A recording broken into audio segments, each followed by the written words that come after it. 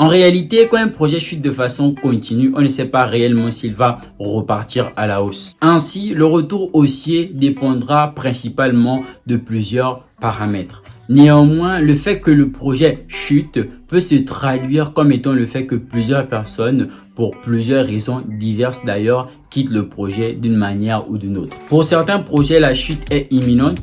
Pour d'autres, elle est tout simplement progressive. C'est bien pour cela que face à vos questions sur la chute de Shiba Inu et de plusieurs autres crypto-monnaies d'ailleurs qui me sont adressées, il est plus important de se baser à la fois sur le fondamental et le technique. Donc, dans cette vidéo, on verra potentiellement les niveaux importants et voir s'il y a possibilité d'un retournement avec une certaine configuration qui justement laisserait sous-entendre ce scénario et bien évidemment sur le long terme.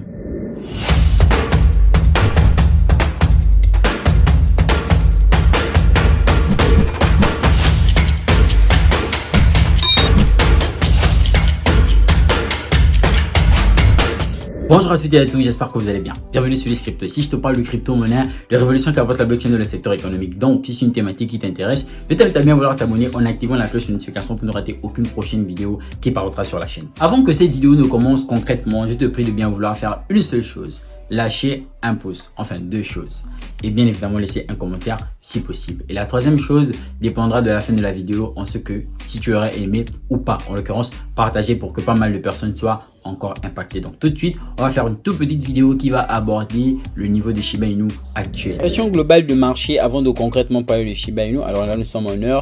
On a pratiquement un marché qui est entre le rouge et le vert. On va dire que c'est pratiquement au milieu là. Et donc lorsqu'on revient sur un jour, on aura potentiellement la possibilité de voir qu'on a eu un marché qui était en hausse. Je pense que Bitcoin avait pris presque 1%, on était à plus 0,88, 92%. Et il y a pas mal de cryptos qui ont performé aussi bien hier que durant toute la semaine passée, dont le Run qui a fait une très belle performance, qui d'ailleurs là hier était à plus 3%. Tout de suite sur le plan fondamental, qu'est-ce qu'on a à propos du Shiba Inu? Alors Shiba Inu a annoncé un partenariat avec franchise de restauration rapide basée en Italie, Welly, pour améliorer l'expérience culinaire grâce à la technologie blockchain. La blockchain de la gastronomie. Nombre total de portefeuilles sur la blockchain de couche 2, en l'occurrence sur celle de Shiba Inu, récemment lancé par Shiba Inu. Le réseau Shibarum a dépassé le million dans une augmentation fulgurante depuis sa relance. Il y a eu le lancement, ça s'est pas concrètement bien passé et donc il y a eu pas mal d'inquiétudes, ce qui a valu aux jetons de perdre un peu de valeur, sinon quand même de la valeur. Et après on se rend bien compte qu'après, lorsque ça a été stabilisé, pas mal de personnes ont retrouvé de l'intérêt à tout simplement aller tester le réseau et tout ce qui va avec en ce qui concerne aussi potentiellement l'achat de quelques Shiba Inu. Alors les gars, on n'a pas trop d'annonces relatives au Shiba Inu, en tout cas pas d'annonces qui pourraient faire fluctuer le prix sur le marché. Par contre, on a des événements qu'on attend principalement sur Atom et sur du Fetch.ai. Bien sûr, il y a aussi un événement le 21 septembre sur Avalanche qu'on attend. Avax, tout simplement, dont on ne parle pas depuis là. Alors, la vidéo précédente, je pense qu'on a parlé de Chainlink, qui est un point très intéressant actuellement, un point d'accumulation. Dernière analyse sur le Shiba Inu, on était précisément à ce niveau-là pour les personnes qui avaient regardé la vidéo. Donc, on avait pratiquement une tendance qui était plus ou moins baissière. Et donc, à ce niveau, il y avait deux opportunités d'achat, un à celui-ci et l'autre à celui-là. Et bien évidemment, nous sommes en weekly. Toujours important de regarder sur des grandes unités de temps, vu que les cryptos ont la possibilité tout simplement de montrer leur potentiel sur une grande échelle, à l'occurrence sur le long terme. Et donc là, sur le Shiba Inu, on avait la cassure tout simplement du support hebdomadaire par cette belle bougie de sel volumineuse que vous voyez ici.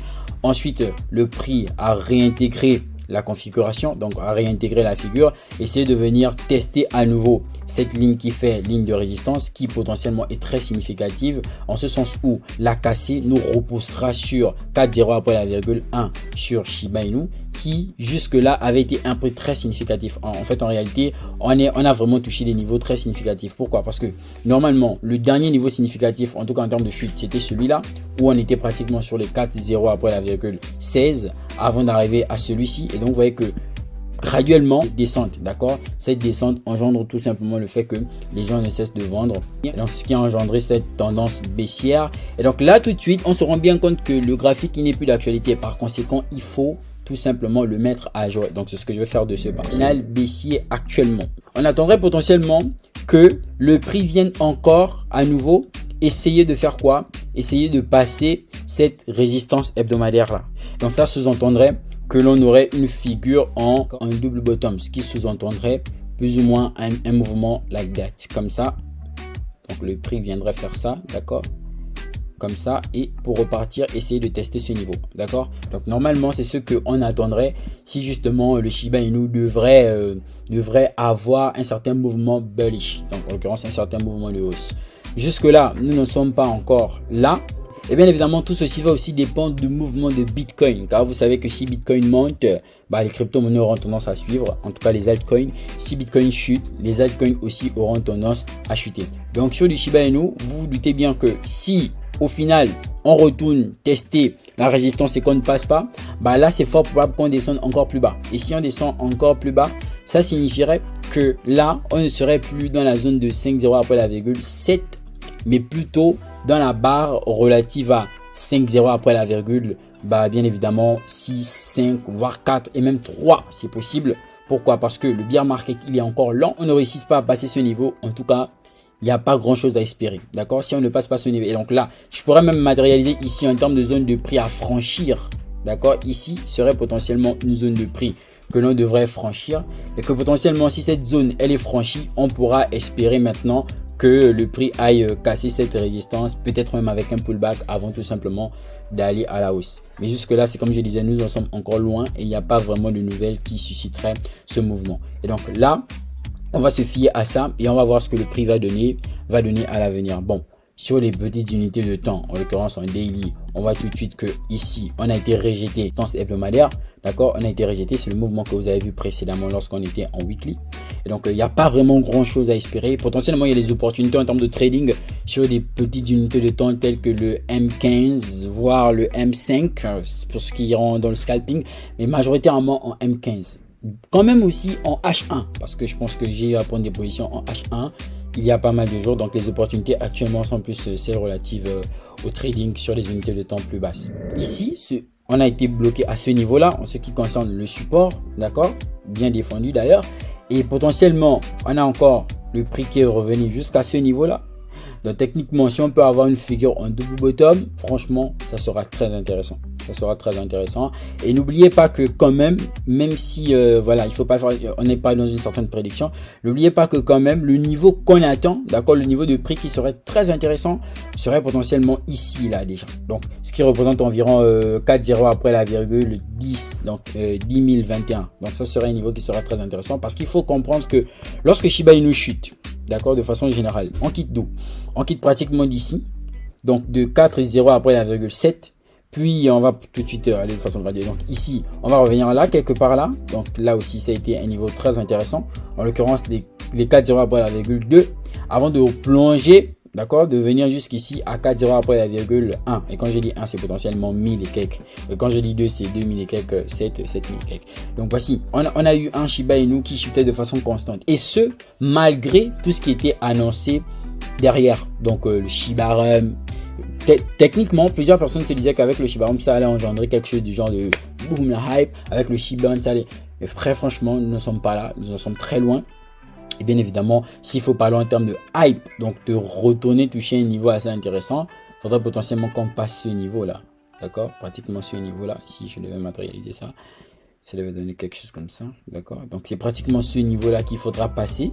Pourquoi? Parce que c'est un niveau qui est très significatif. Ça sous-entend que toutes les personnes qui sont rentrées, pendant le bull market, en 2021, en l'occurrence en 2021, qui ont acheté des Shiba pendant que les autres vendaient, parce qu'il faut remarquer que là ça a pump, on quitte de juin à septembre et tout, ça a pump et donc là plusieurs personnes ont commencé à vendre et c'est cette même vente qui continue jusqu'ici de façon considérable. Donc je pense aussi que un scénario qui pourrait être très intéressant serait que alors d'essayer de remonter si on n'a pas trop de force ou bien de chuter si justement on n'a pas de support peut-être fondamental qui permettra aux gens de continuer à garder, alors de faire ceci, ce serait aussi quand même très intéressant, d'accord, qu'on parte en accumulation. D'accord, qu'on fasse un peu comme du Chainlink, qu'on parte en accumulation, something like that. Donc on y va comme ça, on y va comme ça en accumulation, on y va comme ça en accumulation avant de prendre la direction. Ce serait quand même plus intéressant quand même de consolider que d'aller dans une chute continue. Ce serait encore très intéressant d'aller aussi dans une hausse, mais bon, une fois de plus, nous n'en sommes pas là pour la simple bonne raison qu'actuellement, c'est le bear market. On peut pas trop demander au projet des trucs idylliques, utopiques, Shiba qui va un peu. Non, c'est bon. En tout cas, le mouvement qu'on attend jusqu'ici, c'est celui-là. On a vu qu'avec la sortie du Shiba Hub, le bruit que ça avait fait, on avait quand même eu ce niveau-là, d'accord, parce que là, on avait cassé le support hebdomadaire qui était matérialisé dans la figure précédente avant d'être actualisé, en tout cas en termes de graphique. Et donc, ce qui nous a valu quand même cette petite hausse-là que vous avez vu ici, le prix a essayé de retourner, d'accord. Ça avait redonné du bruit et tout, etc. Je pense que ça avait fait pas mal de prix. Donc, le prix a essayé de retourner, chercher des niveaux qui avaient déjà été dépassés, qui sont les niveaux clés. D'accord. Et on se rend bien compte que avec le mauvais lancement, en tout cas ce que ça a engendré, le raté, les gens ont encore vendu. Donc vous allez remarquer que jusqu'ici, les gens vont répondre de façon fondamentale. Écoutez, s'ils sont sentiment d'achat, ils vont acheter.